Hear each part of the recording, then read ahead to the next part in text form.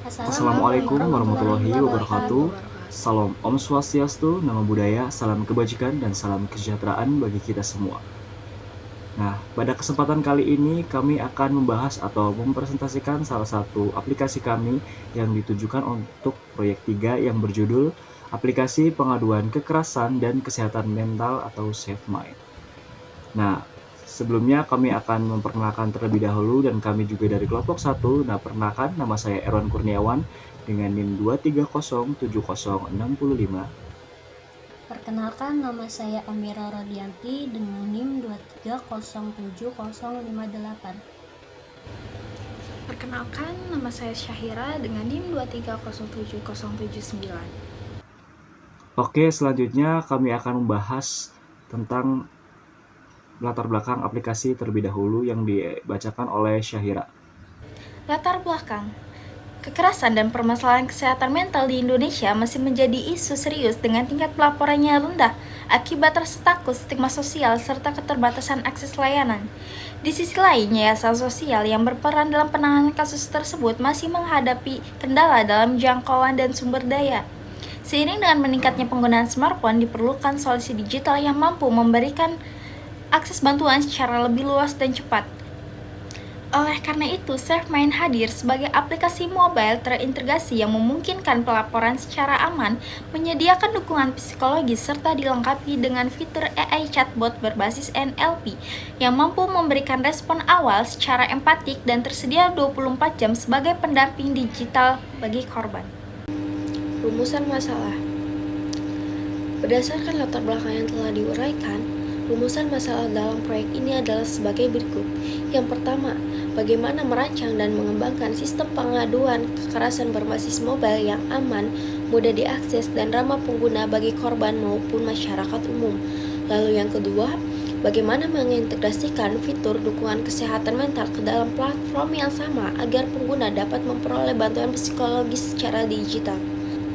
Lalu yang ketiga, bagaimana membangun mekanisme pengelolaan laporan yang efisien bagi pihak yayasan untuk menindaklanjuti setiap pengaduan yang masuk. Yang keempat, bagaimana menyediakan konten yang informatif dan mudah dipahami mengenai kekerasan dan kesehatan mental bagi masyarakat luas. Yang kelima, bagaimana memastikan keamanan data dan privasi pelapor dalam sistem pengaduan digital. Yang keenam, bagaimana merancang dan mengintegrasikan fitur chatbot AI berbasis NLP ke dalam aplikasi SafeMind agar mampu memberikan respon otomatis, memandu laporan, dan mendukung pengguna secara emosional selama 24 jam. Baik, selanjutnya batasan masalah. Untuk menjaga fokus dan cakupan pengembangan yang terukur, proyek SafeMind dibatasi pada hal-hal berikut. Yang pertama, aplikasi dikembangkan sebagai prototipe berbasis mobile yang mencakup fitur utama yaitu pelaporan kasus, dukungan mental, edukasi, dan layanan darurat.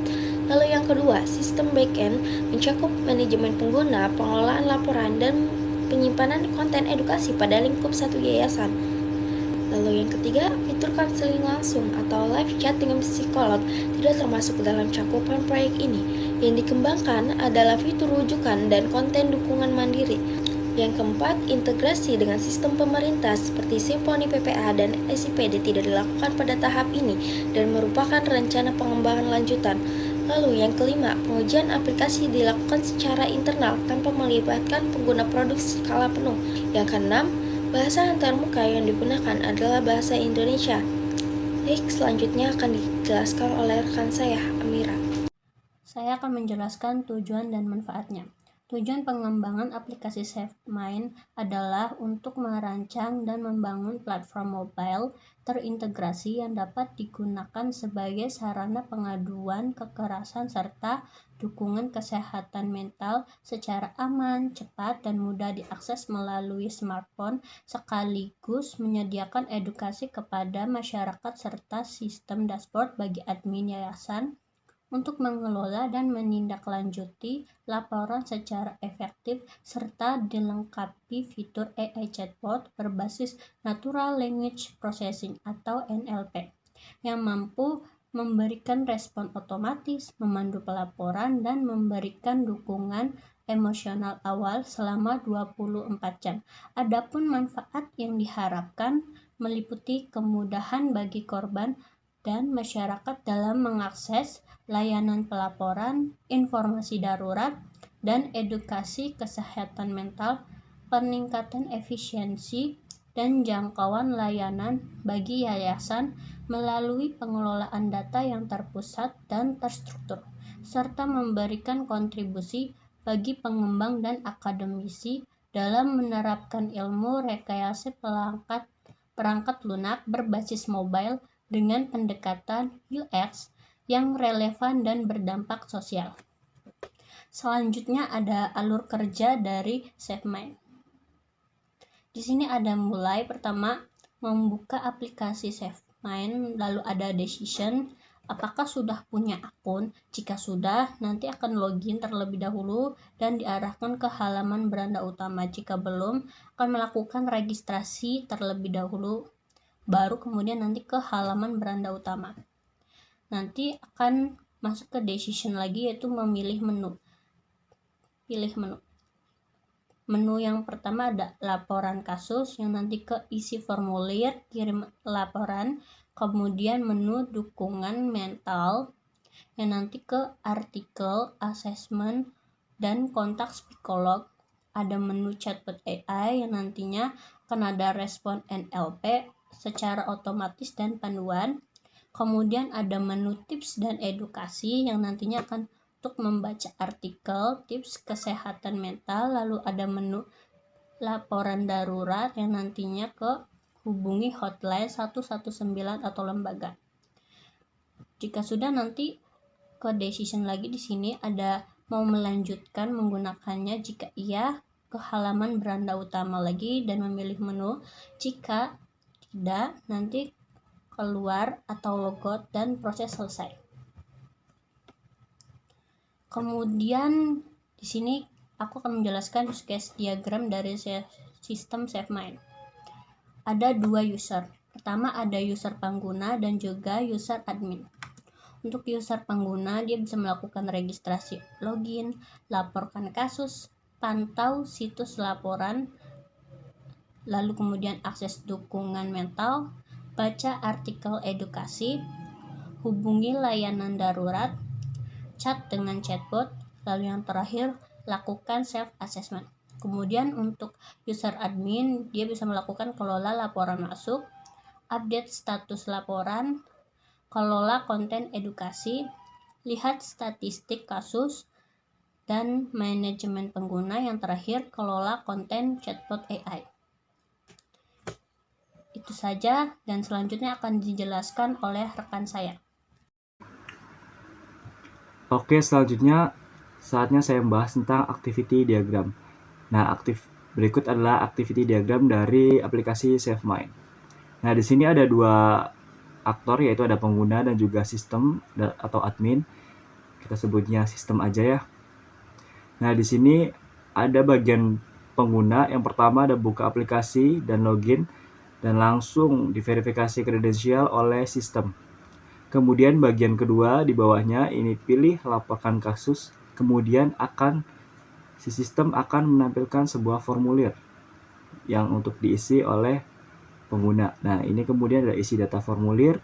Kemudian sistem akan memvalidasi input secara real time.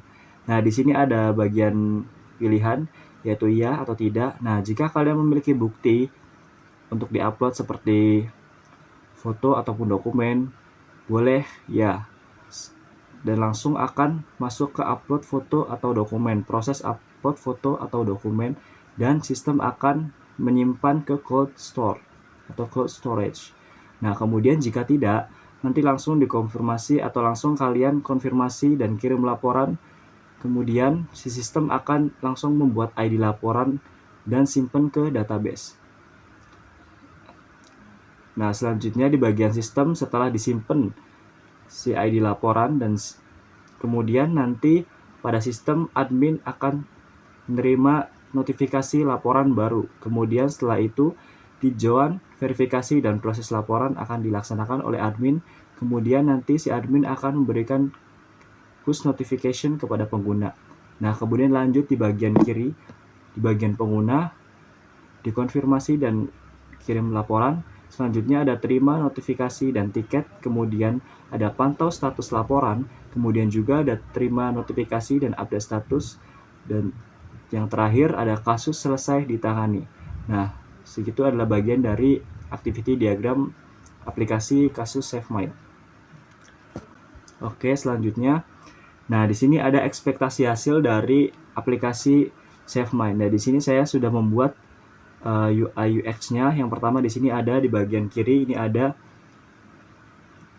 halaman pertama ketika kalian mengklik dan membuka aplikasi SafeMind ini. Nah, kemudian di sebelahnya di bagian kanan ini ada halaman login atau halaman masuk.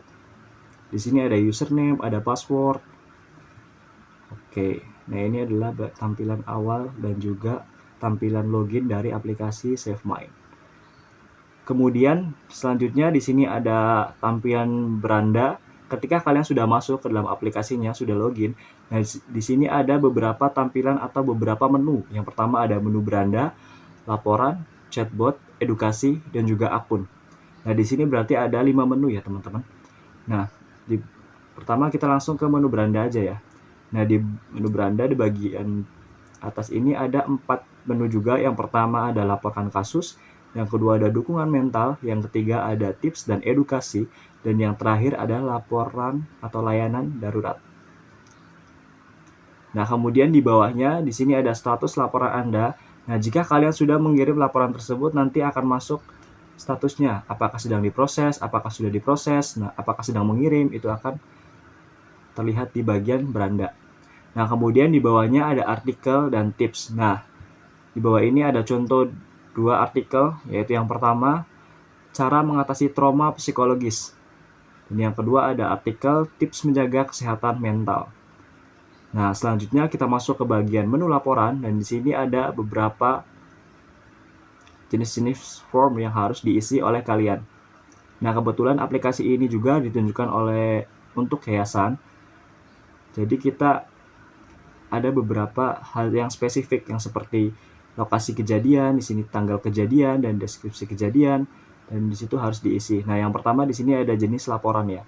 Nah, di sini laporannya itu ada berbagai macam. Yang pertama di sini ada kekerasan fisik, kemudian bullying, ada lagi nanti kita akan menunjukkan jika aplikasinya sudah dibikin atau sudah dibuat. Nah, di sini kemudian di bagian bawah ada lokasi kejadian. Nah, di sini dijabarkan lokasi kejadian di mana, apakah di lapangan atau di kantin atau di WC. Kalian harus jabarkan di bagian lokasi kejadian. Nah, kemudian di bawahnya lagi ada tanggal kejadian. Nah, di sini contohnya ada 13 Maret tahun 2026. Nah, selanjutnya ada deskripsi kejadian. Nah, deskripsi kejadian ini kalian bisa deskripsikan kejadian apa yang kalian alami dan kalian ingin laporkan, teman-teman semua. Dan selanjutnya di sini jika kalian memiliki bukti, foto ataupun dokumen, itu bisa upload ke dalam sini atau tambahkan foto. Nah, selanjutnya di sini juga dikirim di menu laporan juga ini ada laporkan secara anonim. Jika kalian tidak ingin si sistem tahu bahwa saya Erwan, contoh ini saya Erwan dan saya tidak ingin tahu bahwa ini yang ngirim laporannya adalah saya sendiri, itu kalian on-kan saja si laporkan secara anonim ini dan kemudian kirim laporan. Dan nanti laporan akan dikirim dan statusnya nanti ada di bagian beranda tadi, yaitu status laporan Anda. Nah, kemudian selanjutnya di menu ketiga atau di tampilan ketiga ini ada chatbot ya teman-teman, di menu ketiga ini. Akan tapi di chatbot ini kami belum membuat karena kami bingung apakah chatbot ini dimasukkan ke dalam menu ataupun di bagian beranda aja ditampilinnya, di bagian pinggir beranda. Nah, selanjutnya bagian keempat ini ada edukasi. Nah, di sini di edukasi tersendiri ada beberapa macam artikel dan juga video edukasi tentang, yang pertama di sini ada tentang artikel mengatasi trauma, kemudian menjaga kesehatan mental, dan yang kedua di sini ada video edukasi yang dimana video edukasi ini dapat mengatasi anxiety kalian ya teman-teman semua. Di sini ada contohnya cara mengatasi anxiety. Tinggal diklik saja nanti muncul video cara mengatasi anxiety tersebut. Nah, selanjutnya jika masalahnya terlalu berat, kalian juga bisa chat psikolog dengan nomor atau klik hubungi sekarang, nanti kalian akan masuk ke dalam WhatsApp si psikolog tersebut, teman-teman semua. Nah, selanjutnya yang terakhir ini ada bagian akun. Nah, di bagian akun ini terdapat beberapa macam fitur juga. Yang pertama ada itu profile, terus ada profile dan identitas, kemudian ada riwayat laporan, keamanan dan privasi, kemudian personalisasi, dan yang terakhir ada bantuan dan dukungan. Nah, segitu saja dari kelompok kami, kurang lebihnya mohon maaf. Wassalamualaikum warahmatullahi wabarakatuh.